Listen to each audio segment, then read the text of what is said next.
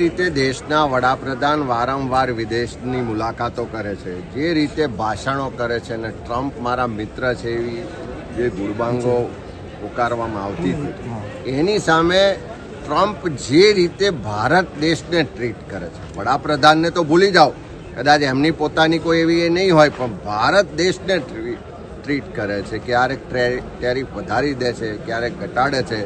પાકિસ્તાન સાથેની સિંદૂરની વાત હોય તો કે મારા કહેવાથી યુદ્ધ વિરામ થયો, મારા કહેવાથી આમ થાય છે, મારા કહેવાથી વડાપ્રધાન કામ કરે છે.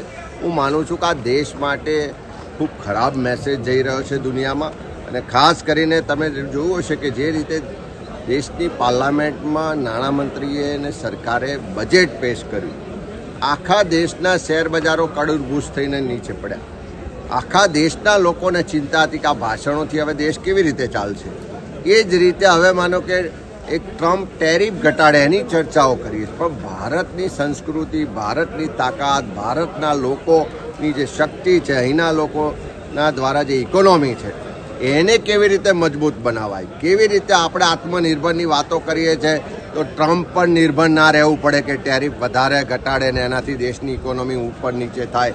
ત્યારે હું માનું છું કે વડાપ્રધાને ખાલી ભાષણો કરવાને બદલે, ખાલી મિત્રતાના ફોટા પડાવવાને બદલે દેશની ઇકોનોમી મજબૂત થાય.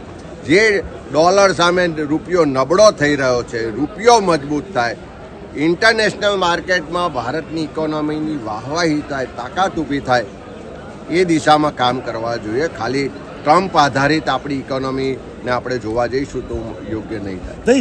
જ્યાં આગળ ચાઇના ઉપર 30% ટેરિફ છે, ઇન્ડિયા પર 18%, એવું નથી લાગતું મોદીની મિત્રતા કામમાં આવી અને આજે એક રૂપિયો ચડ્યો છે. મિત્રતા કામમાં આવી હોત તો પહેલા ટેરિફ વધ્યો ના હોત. અને હજુ તો આ જુઓ, આ તો દુનિયામાં મારા એવા શબ્દો ના વપરાય, પણ અમેરિકન પ્રેસિડેન્ટના જે છેલ્લા થોડા સમયના નિર્ણયો છે, જેમના બયાનો છે, અને જે રીતે ભારત સાથે વર્તન કરી રહ્યા છે, વ્યવહાર કરી રહ્યા છે, એના આધારે જો એમના આધારિત આપણી ઇકોનોમી કે એના આધારિત દેશની વિદેશ નીતિ બનાવવા જઈશું તો આવનારા સમયમાં દેશને ખૂબ મોટું નુકસાન.